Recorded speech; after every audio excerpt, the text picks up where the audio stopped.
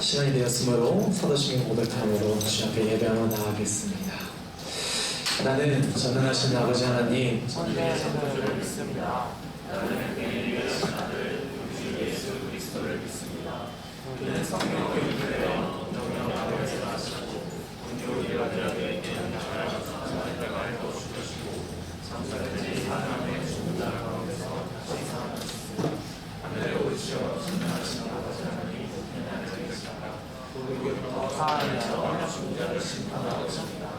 나는 성령을 믿으며 거룩한 공교회와 성교의 죄와 죄를 용서하는 것과 몸의 부활과 성령했습니다. 아멘. 할렐루야. 네, 주님의 성전에 오신 여러분 모두 환영하고 축복합니다. 원래 멘트 안 하기로 했는데요. 딱 한 가지 또 하고 싶은데요. 저번 주에 했죠. 우리 한쪽 손을 들고 한쪽 손을 들어볼까요? 네, 한쪽 손을 들고 네, 피아노도 뭐 피아노 쳐야 되니까 양해해 주시고요. 옆 사람 바라면서 반갑습니다. 반가워요.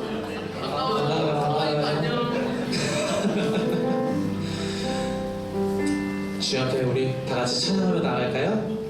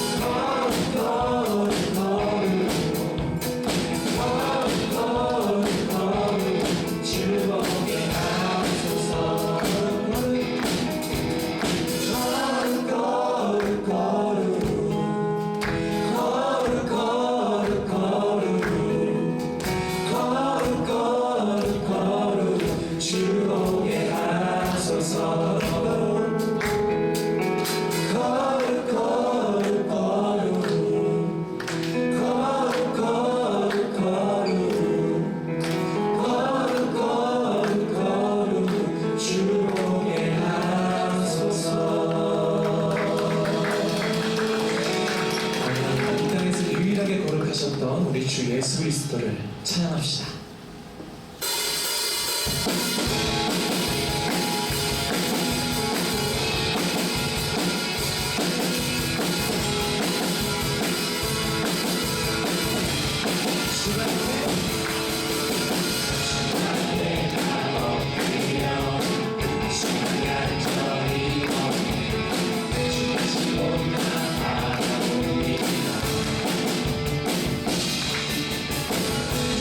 주의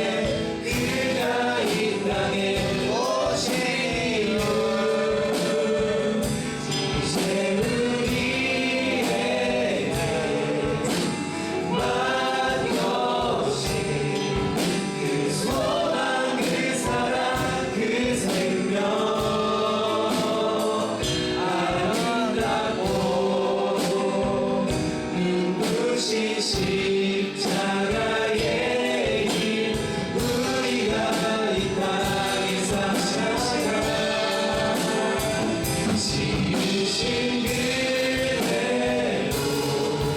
회복시 우리의 창조주 그리스도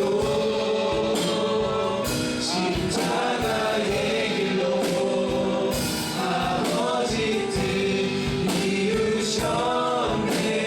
그가 이 땅에 오신 이유 이제 우리에게 맡겨진 그 소망 그 사랑 그 생명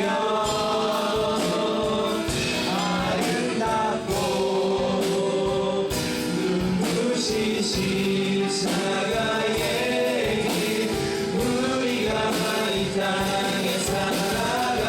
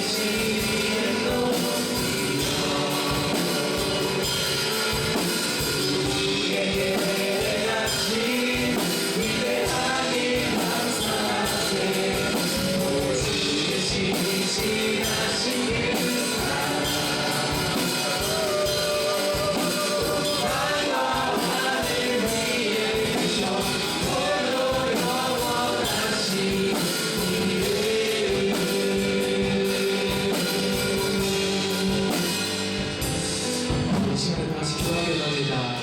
지금 기도하게 합니다.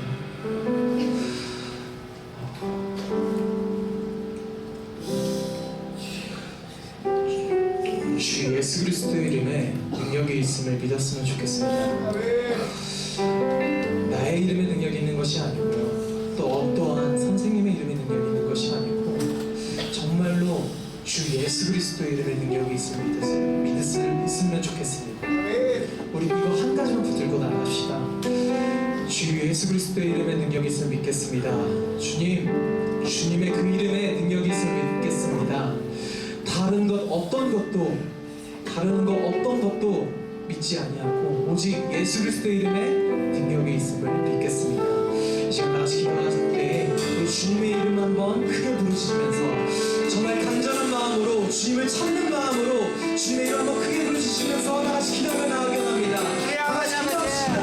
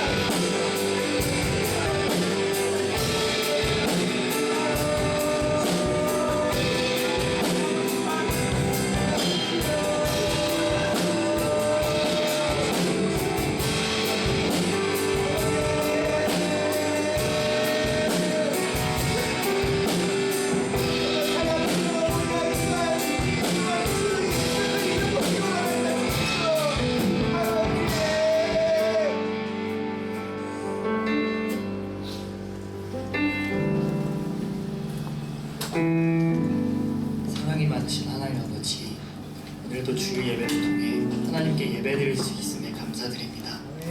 새롭게 시작된 2024년 한 해 동안 저희 효성영광교회 청년부가 주님께 온전히 맡겨드릴 수 있는 공동체가 되길 소망합니다. 올 한 해 저희는 성령의 열매를 맺는 청년부라는 주제로 나아갑니다. 저희의 삶 가운데 성령의 9가지 열매인 사랑과 기쁨, 화평과 오래 참음, 자비, 양선, 충성, 온유와 절제를 더하여 주시옵소서. 이 땅을 살아가면서 예수님을 닮아가며 삶에서 9가지 성령의 열매를 실천할 수 있는 삶을 살아낼 수 있도록 도와주시옵소서. 또한 비전 트립을 놓고 기도합니다. 전염병으로 닫혀있던 하늘길이 열리면서 3년 만에 태국 땅으로 나아갑니다. 준비 과정 가운데 함께 하셔서 순조롭게 진행될 수 있도록 도와주시옵시고 모든 과정 가운데 주님이 우선이 되길 소망합니다. 청년부 모두가 안전히 다녀올 수 있도록 주님께서 동행하여 주시옵소서. 또한 비전 트립이 태국 땅의 복음의 미랄이 되어 태국 땅의 복음이 전파되기를 기도합니다. 마지막으로 청년부를 위해 힘쓰는 지체들을 위하여 기도합니다. 말씀을 선포해 주시는 목사님과 청년부를 위해 힘써 주시는 부장님, 임원, C팀, 미디어팀, 그 이외에도 각자의 자리에서 주님의 일을 감당하는 지체들을 기억하여 주시옵소서. 그들이 주님의 일을 감당하면서 지치지 않게 힘 주시옵시고 늘 동행하여 주시옵소서.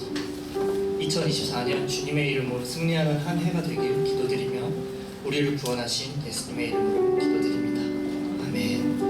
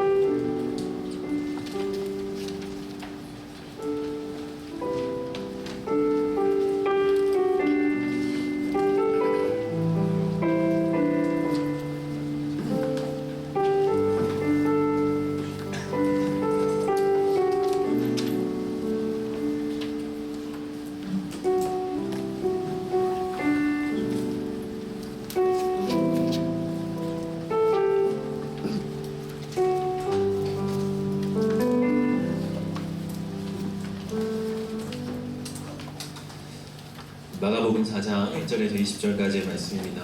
지금 하나님 말씀 경외하는 마음으로 자리에서 일어서시겠습니다. 이 말씀을 저와 한 절씩 교독하겠습니다.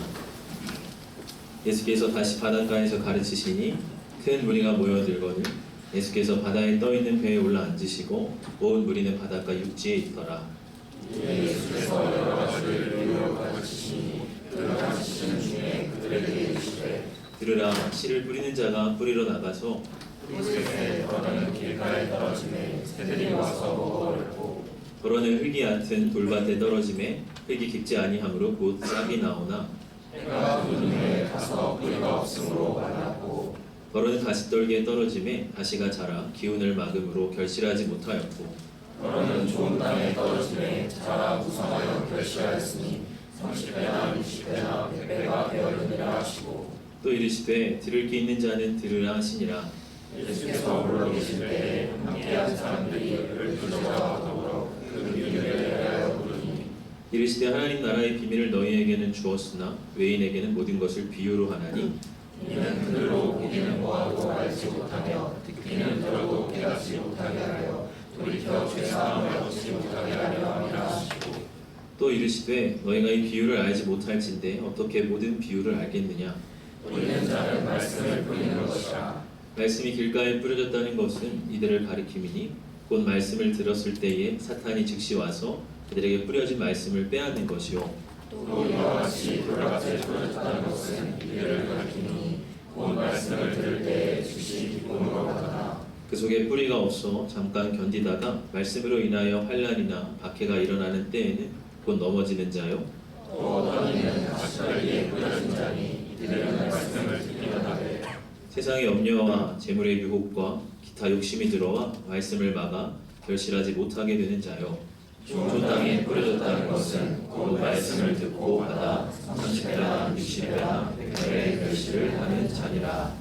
네, 이것은 하나님의 말씀입니다. 자리에 앉히겠습니다.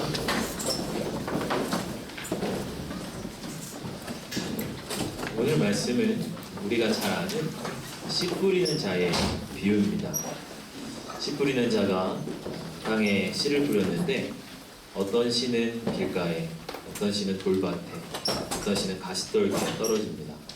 또 어떤 씨는 잘 경작된 좋은 땅에 뿌려집니다. 앞선 세 땅은 결실하지 못했지만 좋은 땅에 떨어진 씨는 30배, 60배, 100배의 결실을 맺게 되었다 하는 이야기죠. 여기서 씨는 말씀을 의미하고 땅은 사람의 마음 상태를 가리킵니다. 예수님은 사람이 어떤 마음 상태를 가지고 있느냐에 따라 말씀의 열매를 맺을 수도 있고 그러지 못할 수도 있음을 이 비유를 통해서 가르치십니다. 즉 문제는 씨가 아니라 그 씨를 받는 우리의 마음 상태라고 하는 것이죠. 여러분, 나는 요즘 어떤 마음 상태입니까? 내 마음은 말씀의 열매를 맺기에 좋은 땅입니까? 아니면 단단하게 굳어지고 잡초만 무성한 그런 땅은 혹시 아닙니까? 땅의 특징은 변화한다는 것이죠. 가만히 버려두면 땅은 불모지가 됩니다. 딱딱하게 굳어지고 쓸모없게 되죠. 그런데 그런 땅이라고 해서 언제까지 그런 땅으로만 남아있지는 않습니다. 땅을 잘 경작하고 개간을 하면 그 땅도 쓸 수 있는 땅이 됩니다. 땅은 어떻게 경작하고 관리하느냐에 달려 있다고 하는 것이죠. 그리고 요즘 나의 마음은 어떤 상태입니까? 그냥 내 마음을 버려두고 관리하지 못한 채로 두고 있지는 않습니까? 내 마음이 어떤지 돌아볼 겨를도 없이 그저 바쁘게만 살아가고 있지는 않습니까? 그래서 내 마음에 어떤 의미 있는 것도 자라나지 못하는 그런 황무지와 같은 마음이 되어 있지는 않습니까? 내 마음을 좋은 땅으로 가기 위해서 우리가 어떻게 해야 하겠습니까? 또 하나 땅의 특징은 스스로 열매를 맺을 수 없다고 하는 거예요. 그럼 땅은 무한한 가능성을 가지고 있습니다.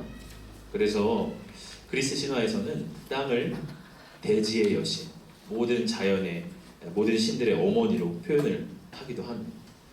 수많은 것들이 땅에서 자라죠. 땅을 통해 우리가 얻는 유익은 말로 다 할 수가 없습니다. 그러나 그런 땅이라고 하여도 땅은 스스로 열매를 맺을 수는 없어요. 반드시 땅에 씨가 뿌려지고 심겨야 합니다. 또 거기에 비가 내리고 햇빛도 비춰야 하죠. 내 마음을 아무리 고쳐먹고 결단한다고 해도 그것으로 충분하지가 않다고 하는 거예요.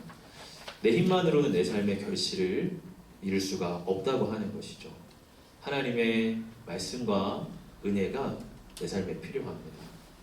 하나님의 말씀과 은혜가 있을 때에만 내 삶은 결실을 가져올 수가 있습니다. 잘 가꾸어진 좋은 마음과 하나님의 말씀이 만날 때 우리의 삶에는 풍성한 열매가 맺혀지게 되는 것이죠. 오늘 예수님께서는 이 말씀의 씨가 뿌려지는 땅을 네 가지로 설명을 하십니다. 첫 번째는 길가 있죠. 오늘 3절, 4절을 보면요. 들으라, 씨를 뿌리는 자가 뿌리러 나가서 뿌릴새 더러는 길가에 떨어짐에 새들이 와서 먹어버렸고, 이 당시에는요, 이 밭과 길이 이렇게 일정하게 구획되어 있지 않았습니다.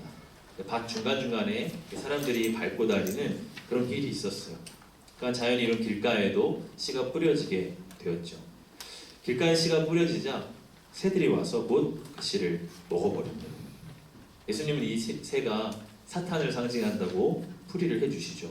15절의 말씀도 보면요.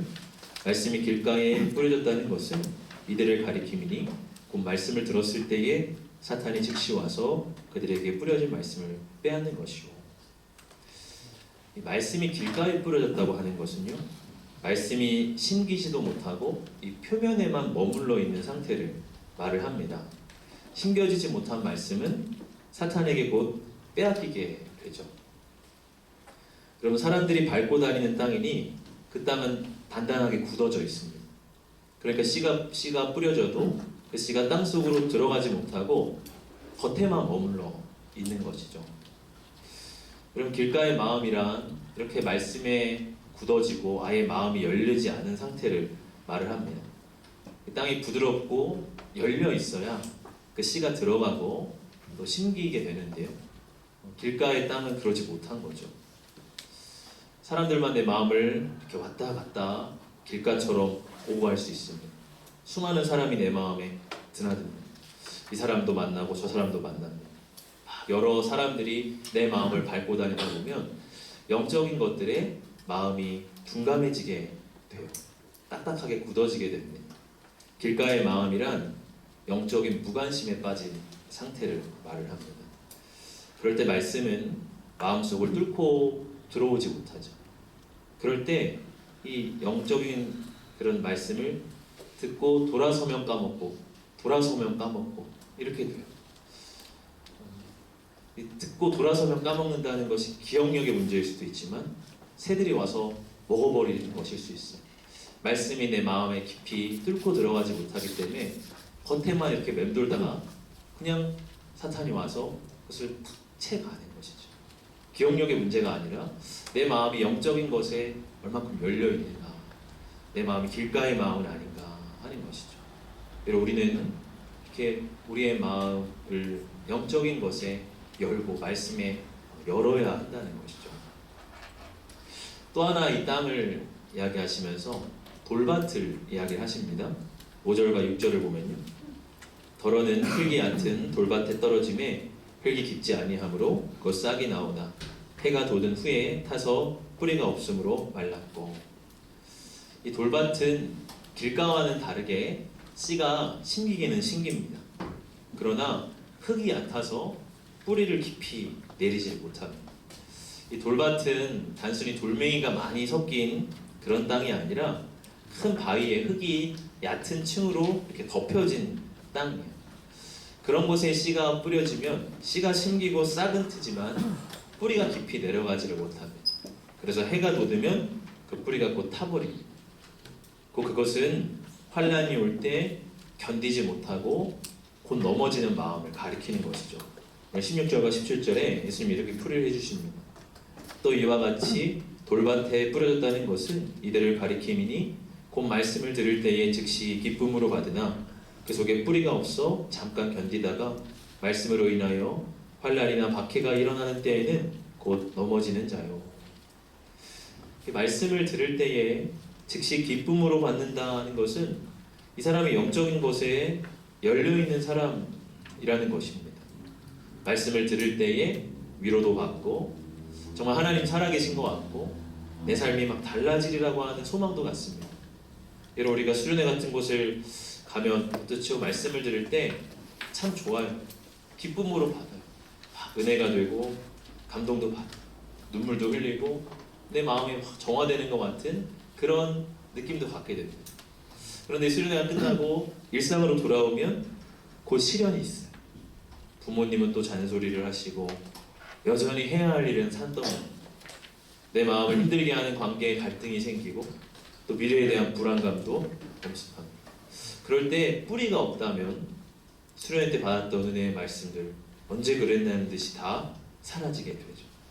말씀의 열매도 맺지 못하고 또다시 예전의 나로 돌아가게 되는 거죠. 우리의 삶에 말씀의 열매가 나타나지 않는다면 어쩌면 이렇게 뿌리가 약하기 때문일 수가 있어요. 즉 돌밭의 마음이라고 하는 것은 이 인내라고 하는 뿌리가 없는 마음, 얕은 마음을 의미한다고 하는 것이죠.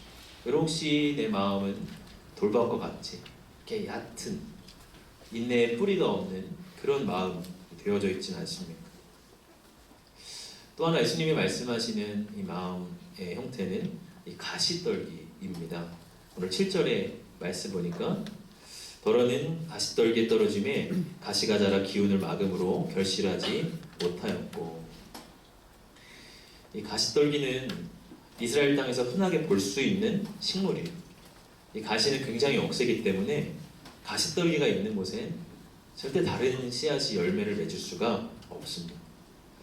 여기서 이 가시떨기는 재물에 대한 유혹과 세상의 욕심을 의미한다고 말씀을 하십니다. 18절과 19절을 보면 또 어떤 이는 가시떨기에 뿌려진 자니 이들은 말씀을 듣기는 하되 세상의 염려와 재물의 유혹과 기타 욕심이 들어와 말씀을 막아 결실하지 못하게 되는 자요. 가시떨기에 뿌려진 자도 말씀을 듣기는 합니다. 말씀이 심겨지고 잘하려고 해요. 그런데 가시떨기와 같은 세상의 유혹과 욕심이 말씀의 성장을 가로막게 되는 것이죠. 우리가 마태복음 19장에 나오는 부자 청년의 이야기를 잘 압니다. 어느 날 한 사람이 예수님께 나와서 어떻게 하여야 영생을 얻을 수 있습니까? 그렇게 묻죠.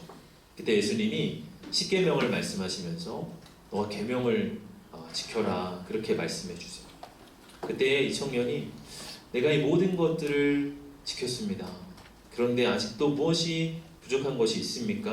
하고 물어요. 그때 예수님께서 네가 온전하고자 할진대 내 소유를 팔아서 가난한 자들에게 나눠줘라. 그러면 하늘에서 보화가 내게 있을 것이다. 그리고 나를 따르라. 그렇게 말씀을 하세요. 그때 이 청년이 어떻게 반응을 합니까? 마태복음 19장 22절을 보면 우리 한번 같이 읽어봅시다.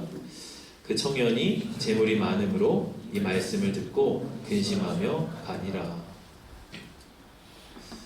이 청년이 예수님께 와서 영생에 대해 물었다고 하는 것은 그 안에 어떤 목마름이 있었다는 것이죠. 그가 계명을 지키며 살았다는 것은 그가 하나님 앞에 의롭게 살고자 하는 결단도 있었다고 하는 것이에요. 그는 경건하게 살고 싶었고 나름 하나님 앞에 이렇게 거룩하게 살아보고자 했지만 자기 안에 뭔가 채워지지 않은 어떤 갈망이 있었어요. 그래서 예수님께 나아간 것이에요. 그러나 주님의 말씀을 다 듣고 나서 이 청년이 근심하며 가니라 그렇게 되어 있어요. 여러분 근심했다는 것은 갈등이 있었다는 거죠. 말씀이 잘하려고는 했습니다. 예수님 말씀이 분명히 맞는 것 같고 그게 진리인 것 같아요. 그리고 그 말씀을 따라 살고 싶어요. 그런데 버뜩 떠오르는 게 재물에 대한 염려였어요. 내가 이렇게 많은 소유 이것을 팔아서 가난한 사람들에게 나눠준다고? 그러면 이 재물로 내가 누려왔던 그것들은 어떻게 되는 거지? 그런 마음이 그를 다 가로막습니다. 재물의 유혹이라고 하는 이 가시떨기가 말씀이 자라려고 하는 이 기운을 가로막았던 것이죠. 그럼 특별히 이 청년의 때에 이 재물의 유혹이 가시떨기가 되기가 쉽습니다. 우리가 재테크의 시대고 주식이나 부동산에 대해서 모르면 도태된다고 하는 그런 시대죠. 30대 때 10억을 만들어놔야 자유로운 인생을 살 수 있다.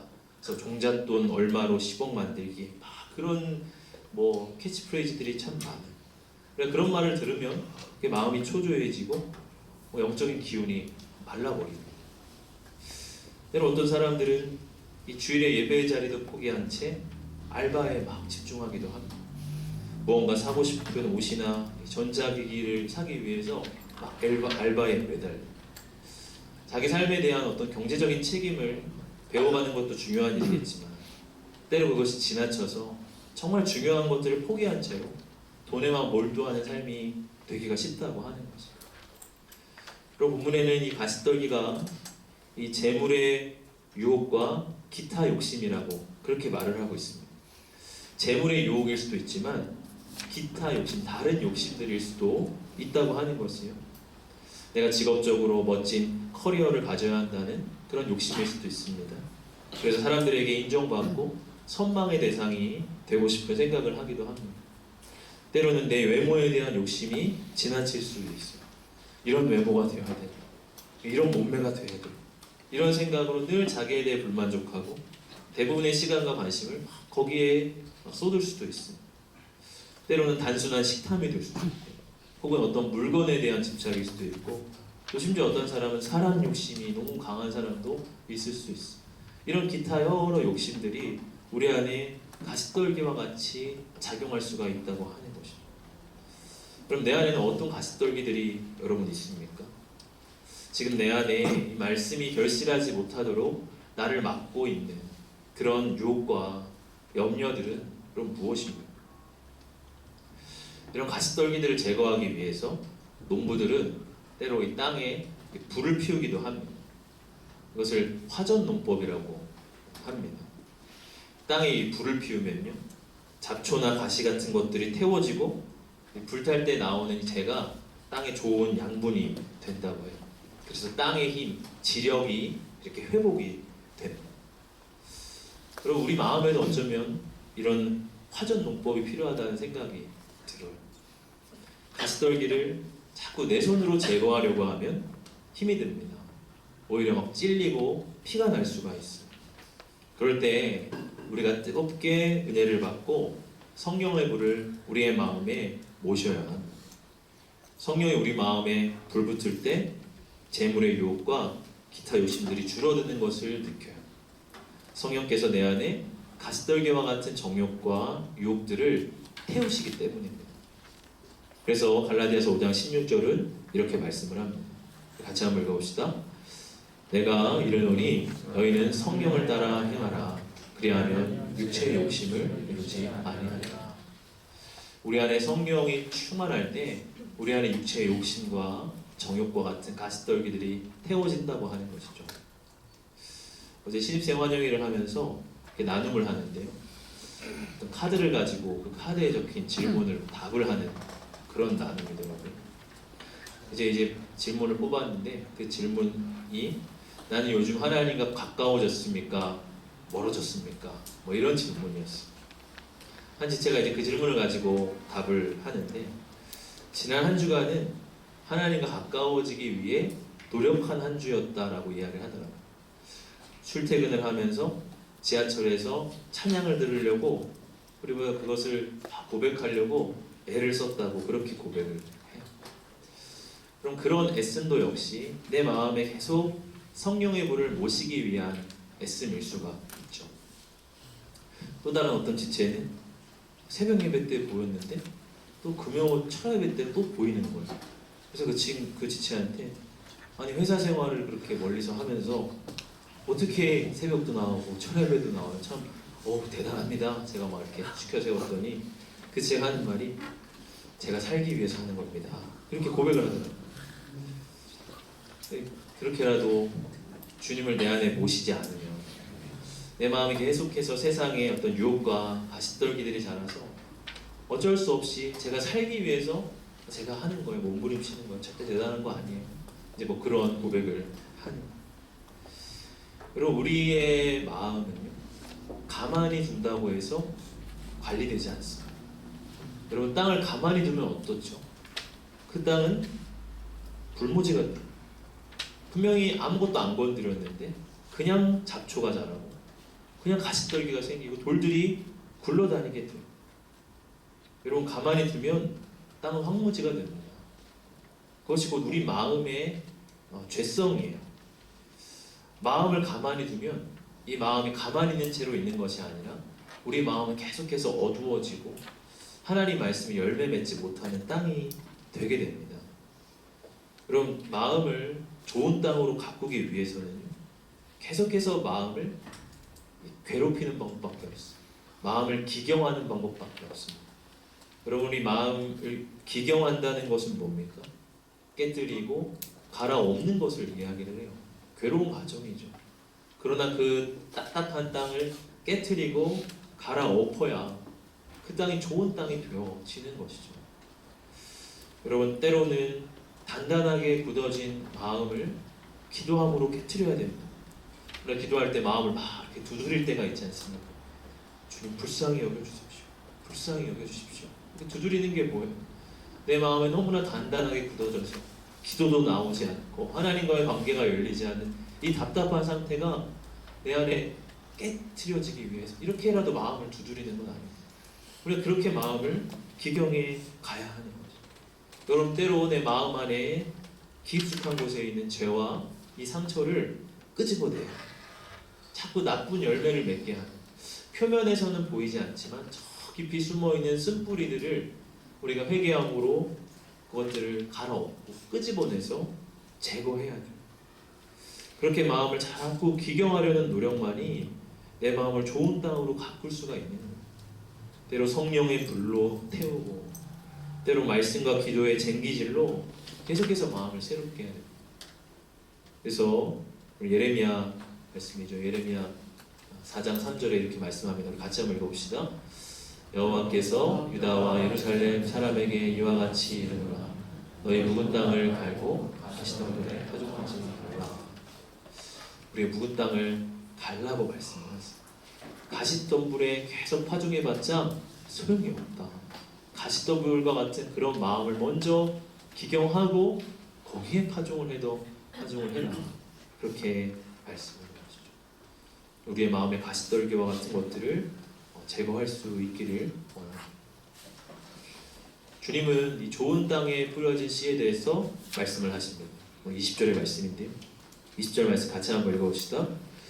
좋은 땅에 뿌려졌다는 것은 곧 말씀을 듣고 받아 30배나 60배나 100배의 결실을 하는 자니라. 누가복음 8장에서는 이 좋은 땅에 대해서 더 구체적으로 설명을 하십니다. 8장 15절에 누가복음 8장 15절 보면 같이 한번 읽읍시다.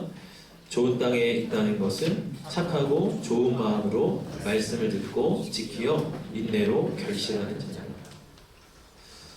좋은 땅이라고 하는 건 착하고 좋은 마음으로 말씀을 듣고 지켜 인내로 결실하는 자다. 착하고 좋은 마음이라는 것은 말씀을 듣는 태도를 말하죠. 말씀을 들을 때 평가하려 한다거나 어떤 부정적인 마음을 깔고 듣는다거나 하는 것이 아니라 열린 마음, 기대하는 마음으로 말씀을 듣는 자세를 말을 합니다.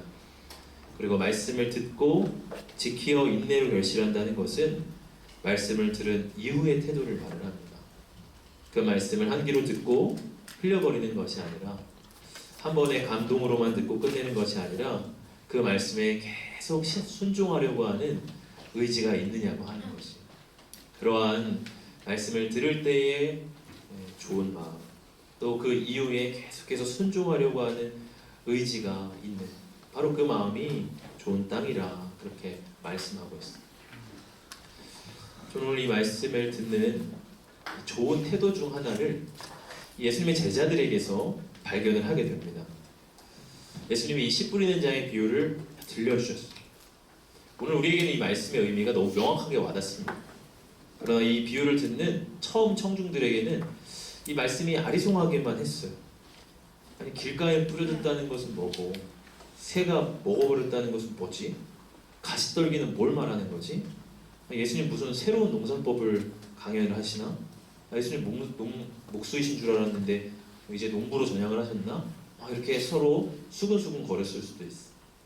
그런데 오늘 이 10절을 보면요, 예수께서 홀로 계실 때에 함께한 사람들이 12제자와 더불어 그 비유들에 대하여 물으니, 예수님이 홀로 계실 때 12제자와 말씀을 들었던 몇몇 사람이 예수님께로 다가오고 그리고 그 비유들에 대해서 물어요. 예수님, 아까 그 비유가 무슨 뜻입니까? 좀 아리송합니다. 저희가 생각한 이런 게 맞습니까? 조금 더 풀어서 설명해 주세요. 그때 예수님께서 그 비유의 진정한 의미를 제자들에게 풀어서 설명을 해주십니다. 저는 이 제자들의 이 태도를 묻는 자세라고 이야기하고 싶어요. 여러분, 우리에게 이런 묻는 자세가 필요하죠. 모르면 물어야죠. 묻는다는 것은 꼬투리를 잡으라는 게 아니에요. 그냥 억지 질문을 막 말씀에서 만들어내라는 게 아닙니다. 이 말씀의 진정한 의미가 무엇일까? 이 말씀을 통해 예수님이 우리에게 바라시는 것이 무엇일까? 깊이 숙고하고 자문하고 묵상해 보라고 하는 것이에요. 여러분, 씨가 심긴다는 게 뭐죠? 그 땅에 오래 머물러 있다고 하는 거죠. 씨는 땅을 그냥 스치고 지나가지 않습니다. 씨가 땅에 오래 머물면서 뿌리를 내리고 싹을 틔웁니다. 그것이 말씀에 대한 묵상이에요. 그럴 때 말씀에 대한 열매가 있습니다. 여러분, 예수님은 이 말씀을 왜 비유로 가르치시는가? 그냥 우리한테 생생하게 이해시키기 위해서인가? 뭐 그럴 수도 있겠지만 다른 하나의 이유를 이야기하세요. 12절을 보면요, 이는 그들로 보기는 보아도 알지 못하며 듣기는 들어도 깨닫지 못하게 하여 돌이켜 죄사함을 얻지 못하게 하려 함이라 하시고. 그리고 이 말씀이 좀 난해하지 않습니까? 예수님은 사람들이 듣게 하시려고 말씀을 전하시는 거잖아요. 그런데 비유로 하시는 이유가 도리어 깨닫지 못하고 죄사함을 얻지 못하게 하려고 예수님 비유로 전하신다는 거예요. 여러분 이게 무슨 뜻이죠? 여러분 이것은요 대충 듣는 사람들에 대한 경고입니다. 무슨 이야기야? 모르겠네. 아리송해. 어려워. 에이 요즘 사는 것도 복잡한데 내가 뭐 이런 거 힘들게 이런 것까지 생각해야 돼? 에이 몰라. 하면서 그냥 돌아서는 거예요. 그런 사람들은 비유로 전한 말씀을 들었을 때 뭔지 깨닫지 못하고 그냥 돌아서게 돼요. 예수님이 그런 사람들에 대한 경고를 이렇게 지금 강하게 하시는 거예요. 비유로 말하는 이유는 정말 내 말을 들을 귀 있는 자는 듣게 하고 무관심하고 피상적으로 듣는 사람들, 외인이라고 표현되는 사람들은 깨닫지 못하도록 하기 위해서라는 거예요. 여러분, 우리가 이 말씀을 막 대할 때 요즘 우리가 쇼츠를 보죠. 5초, 10초 만에 웃기고 이해 안 되면 그냥 안 돼, 넘겨버려요. 그러다 보니까 우리가 말씀도 쇼츠에 접근하듯이 접근할 수가 있다는 거예요. 그냥 가만히 해서 5초, 10초 만에 나를 탁 감동시켜주는 그런 말씀, 그런 식으로 말씀을 대할 수가 있다는 거죠. 주님이 그런 사람들에 대한 경고를 하십니다. 그것은 거꾸로 말하면 말씀을 주의 깊게 듣고 이해하려는 태도가 필요하다는 것이. 우리가 사도행전 17장 보면 그 말씀 혹시 드렸나요? 안 드렸나요? 베레아 교인들의 말씀 듣는 태도가 나오는데 이 베레아 성도들이 말씀을 들을 때 이것이 그러한가 하여 날마다 성경을 상고했다. 그렇게 이야기하고 있어요. 말씀을 들을 때 이 말씀이 정말 그러한가를 곰곰이 묵상하고 때로 예수님께서 홀로 계실 때 나아가서 물었던 것처럼 예수님께 물어보고 여쭈어보는 그런 묵상의 태도를 가졌다고 하는 것이죠. 바로 그것이 말씀이 우리의 마음 가운데 심기고 또 열매 맺게 하는 태도입니다. 우리 안에 이런 묻는 자세가 필요한 겁니다. 지난주에 한 지체가 카톡이 왔어요. 목사님 궁금한 점이 있는데 혹시 통화가 가능하신가요? 제가 좀 답답해서 그렇습니다. 그 카톡을 보자마자 아이 또 무슨 일이지? 뭔 얘기를 하려고 이렇게 깔지? 걱정되는 마음으로 통화를 하게 됐어요. 근데 그 친구가 하는 말이 자기가 여자친구와 이야기를 하다가 크리스천과 술에 대한 그런 토론을 하게 됐다는 거예요. 여자친구가 이제 어떤 수련회를 가서 강의를 통해서 술 마시는 것은 죄가 아니다. 심지어 이렇게 믿는 사람들끼리 서로 합의가 된다면 뭐 한두 잔 하면서 말씀 나누는 것도 가능하다. 이제 이런 내용을 들었다고 하는 거예요. 이 친구가 그런 얘기를 들으면서 아무리 생각해도 자기가 그건 아닌 것 같은데 계속 이야기를 하면서 자기가 아닌 것 같은데 말을 못하는 그런 막 답답함이 있어가지고 전화를 했다는 거예요. 술이 죄냐 아니냐 하는 것은 차치하고서라도 그런 대화를 여자친구와 서로 이렇게 나누는 것이 참 귀하다고 말을 했어요. 술 마시면서 말씀 나누면 안 됩니다. 공동체는 그건 안 돼요. 왜 안 되는지 예수께서 홀로 계실 때 물었던 것처럼 저 혼자 있을 때 물어보시면 답을 해드리겠습니다. 어쨌든 그 지체한테 참 이렇게 여자친구랑 그런 말씀에 대한 어떤 질문들을 가지고 이야기한다는 것 자체가 참 귀하다고 이야기했어요. 그렇게 질문하고 생각하는 것 자체가 순종하려고 하는 의지가 있다는 거잖아요. 그렇게 질문하다 보면 그러면 술이 죄인가 아닌가를 넘어서서 그러면 정말 주님이 기뻐하시는 삶이 무엇인가 하는 질문까지 나아가게 되지 않을까. 사랑의 반대말은 미움이 아니라 무관심이다 그렇게 말하지 않습니까? 믿음의 반대말도 의심이 아니라 무관심이죠. 믿음에 대해서 때로 주님 이것이 정말 가능합니까? 이 말씀이 정말 제가 사는 현실 세계에서도 통용되는 말씀입니까? 주님이 말씀을 이루고 이 말씀을 실천하려면 이걸 어떻게 적용해야 됩니까? 그렇게 묵상하고 묻는 자세가 필요해요. 그럴 때 말씀이 적용되고 우리의 삶의 열매가 나타난다는 거죠. 여러분, 저는 올 한 해 이 청년부 표어를 성령의 열매를 맺는 청년부 그렇게 정했습니다. 사실 제가 이 우리 청년부에 이제 처음 올 때에 하나님 앞에 이렇게 기도했던 마음이 이 청년부 안에서 하나님 열매를 보고 싶습니다. 결실을 보고 싶습니다. 하는 그런 기도였어요. 하나님, 이곳에서 정말 복음이 힘이 있고 정말 복음의 능력이라는 것을 제가 눈으로 확인하고 싶습니다. 제가 이 청년부 안에서 반드시 추수하고 결실을 맺게 해주세요. 그런 마음으로 제가 오게 됐어요. 사실 그런 기도를 하고 하나님 앞에 그런 마음을 드릴 때만 해도 저는 이렇게 결실을 맺는다, 열매를 맺는다는 것을 이렇게 그냥 눈으로 보이고 드러나는 것들에 이렇게 집중을 많이 했던 것 같아요.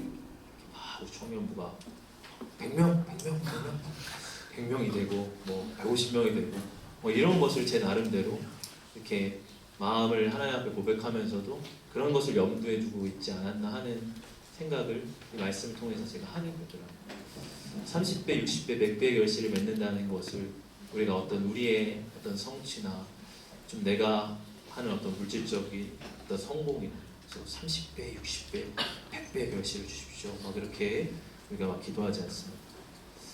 여러분, 이 말씀 묵상하면서 하나님 주셨던 마음은 열매는 씨가 결정하는 거죠. 어떤 열매가 맺히느냐, 열매의 본질은 씨가 무엇이냐 하는 것입니다. 사과씨를 심으면 사과가 열리고 수박씨를 심으면 수박이 열리는 거예요. 말씀이 심기면 뭐가 열릴까요? 성령의 열매가 맺히는 거예요.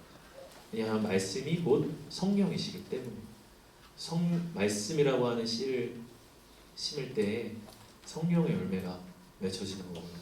어쩌면 하나님 앞에 드렸던 그 마음들이, 그리고 하나님이 받으신 마음은 이렇게 외적으로 눈에 막 드러나고 뭔가 대단하게 보여지고 남들이 다 성공이라고 말하는 그런 어떤 성취가 아니라 우리 안에 성령의 열매가 나타나는 거예요. 한 사람 한 사람 안에 예수님 닮은 성품의 열매가 나타나는 것이 주님 받으신 마음이 아닐까 하는 묵상을 하게 됐습니다. 갈라디아서 5장 22절 23절 우리 한 해 동안의 주제 말씀인데 같이 한번 우리 한 목소리 읽어봅시다. 오직 성령의 열매는 사랑과 희락과 화평과 오래 참음과 자비와 양성과 충성과 온유와 절제니 이 같은 것을 금지할 법이 없느니라. 우리가 이러한 성령의 열매를 풍성히 맺기를 원합니다. 사랑과 희락, 화평, 인내, 자비와 온유 등등의 이 성령의 열매를 내 삶의 30배, 60배, 100배의 결실로 맺어갈 수 있기를 원합니다. 우리의 마음이 좋은 마음이 되고 좋은 땅이 되도록 우리가 관리하고 하나님의 그 말씀을 받아 이 한 해에 풍성히 결실할 수 있는 우리 모든 청년 지체들, 우리 청년부가 될 수 있기를 주님의 이름으로 축복합니다. 이 시간 찬양합시다.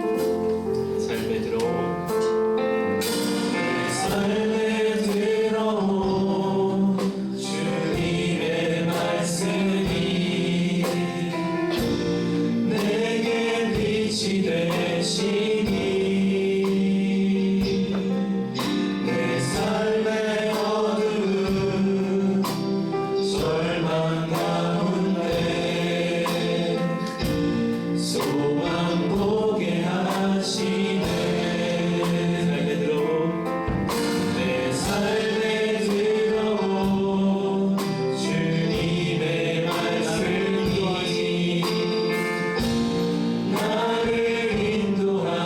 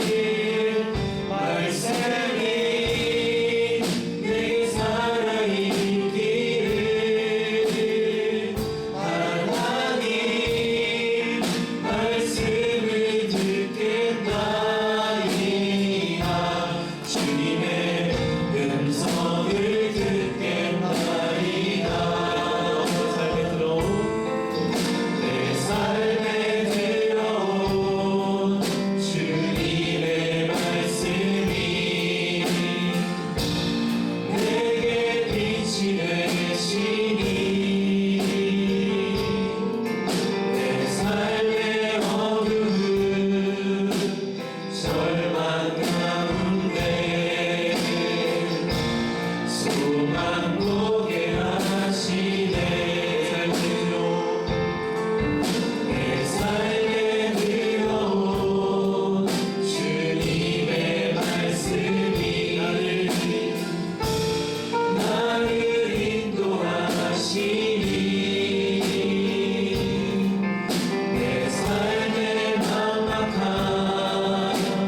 문제 가운데 주뜻 보게 하시니 말씀이 내게 역사하기를 말씀이 내게 살아있기를 하나님 말씀을 듣겠나이다. 주님의 음성을 듣겠나이다. 말씀이 내게 역사하기를 말씀이 내게 살아있기를 하나님 말씀을 듣겠나이다. 주님의 음성을 듣게 말씀하리이다. 주님의 말씀을 듣겠나이다. 주님의 뜻대로 살겠나이다. 자, 우리 같이 기도하기를 원합니다. 오늘 주님께서는 우리에게 말씀을 듣는 우리의 태도를 이야기하십니다. 우리의 마음이 어떠한 땅인가를 주님 우리에게 물으십니다.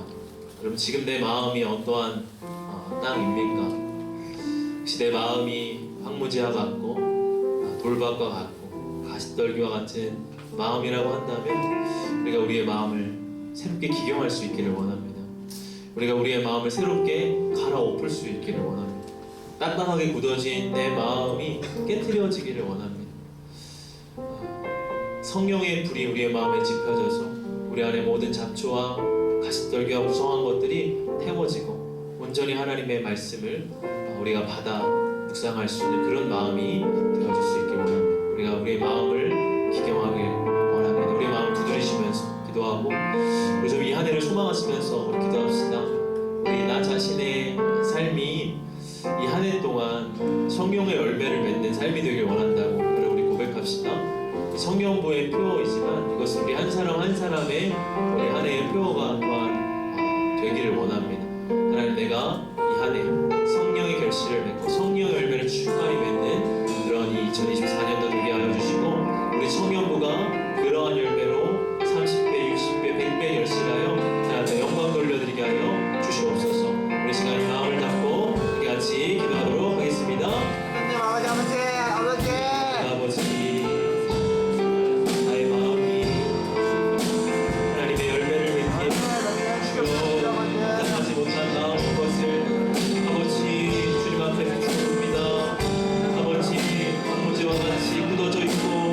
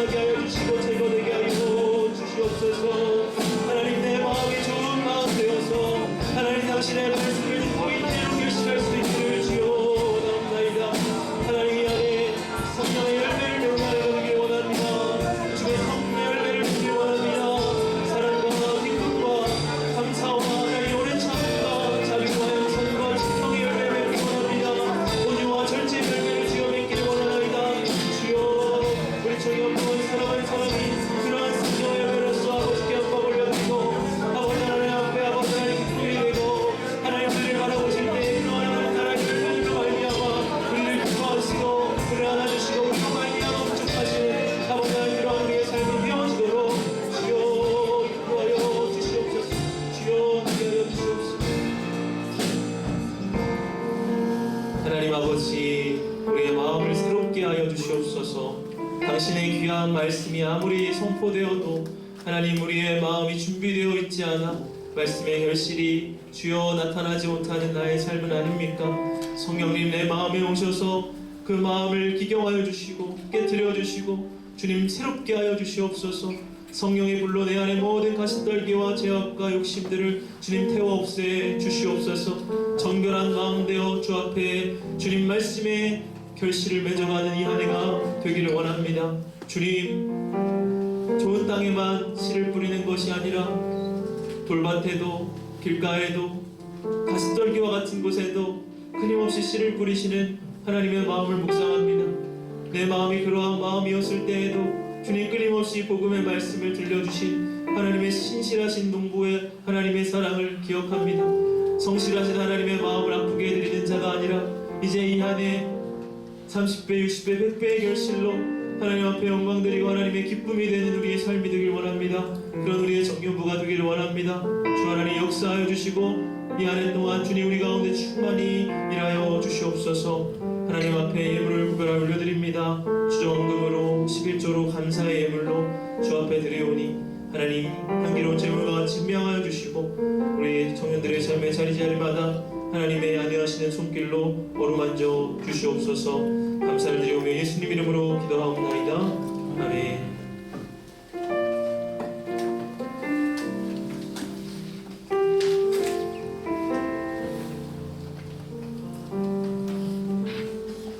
네, 2024년 오늘 선교 말씀처럼 주님의 말씀을 마음에 개간하여서 성령의 열매를 맺는 청년부가 되길 기도하며 주님께 영광의 박수 한번 올려드리겠습니다.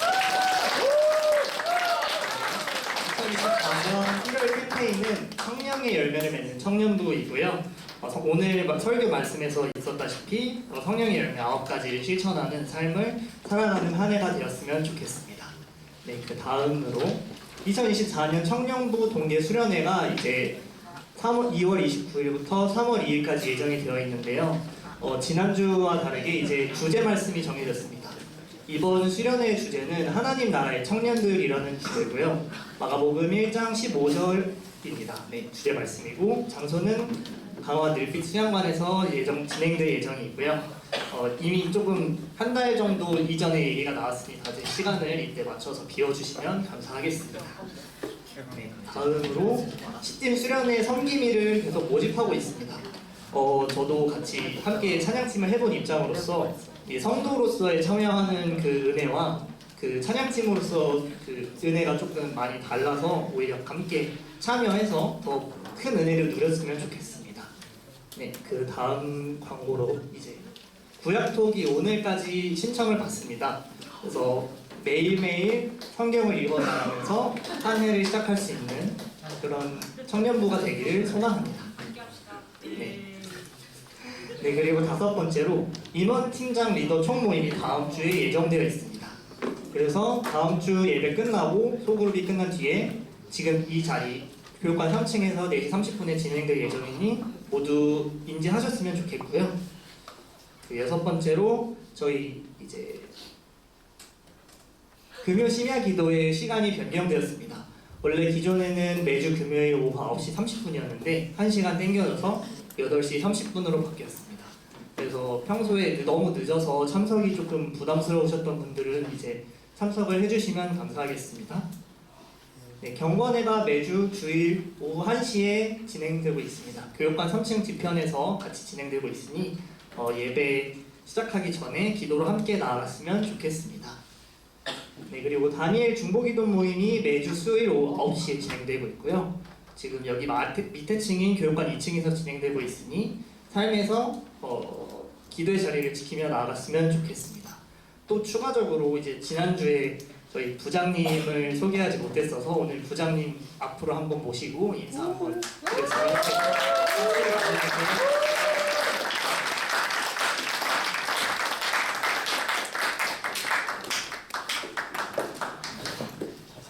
안녕하십니까. 만나서 반갑습니다.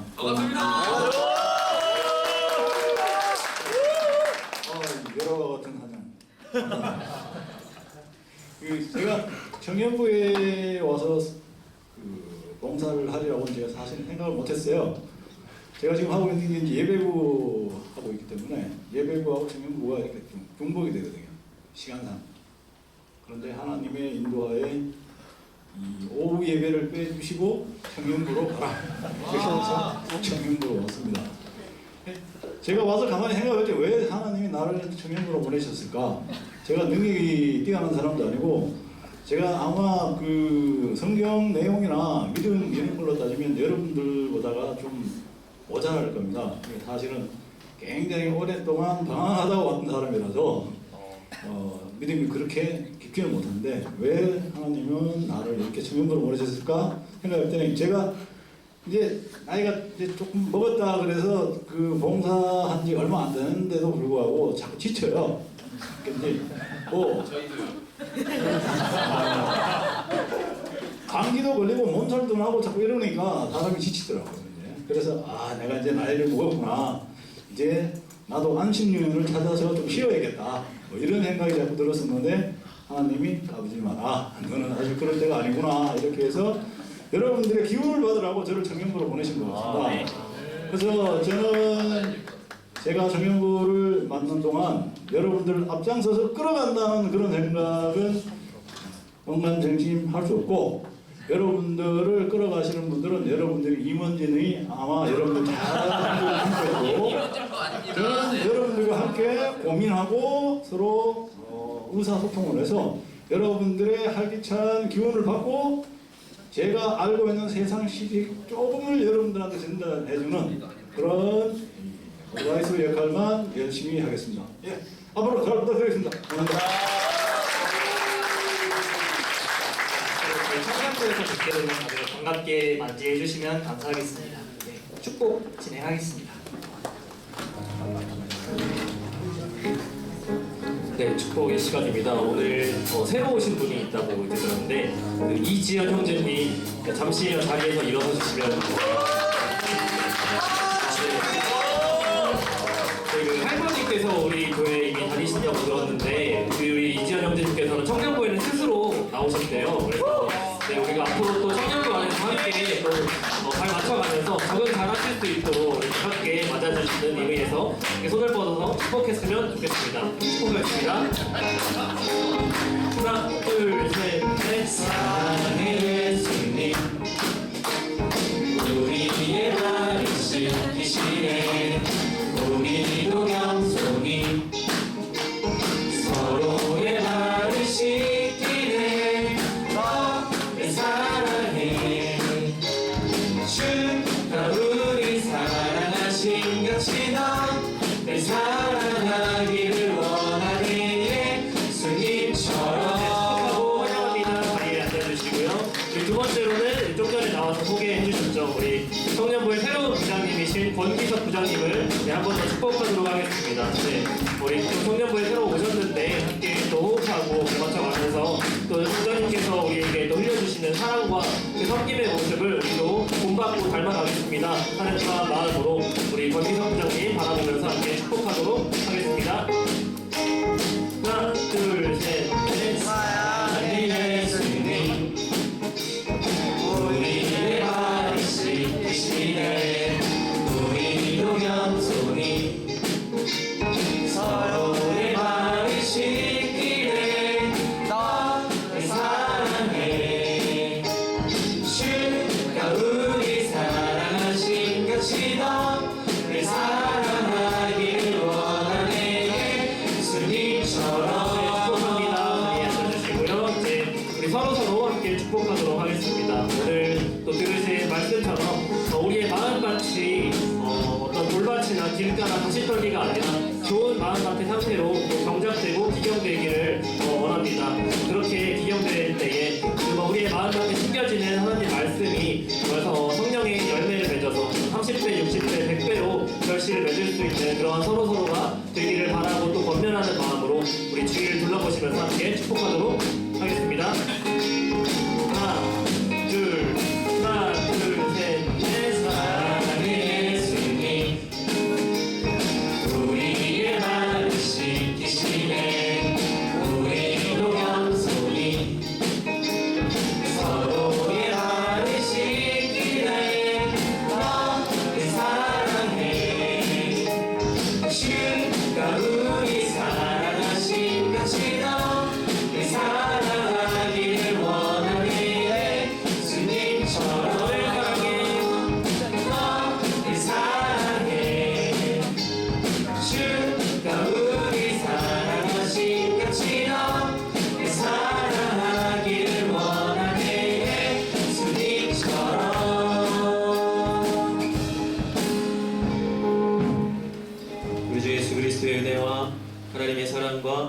성령의 교통하심이 우리의 마음이 좋은 마음 되어 성령의 결실을 충만히 맺기를 소망하고 결단하는 이 자리에 모인 모든 주의 백성들 머리 위에와 저들의 삶과 가정 위에 일터와 학업 위에 이제로부터 영원까지 함께 하시기를 간절히 축원하옵나이다. 아멘.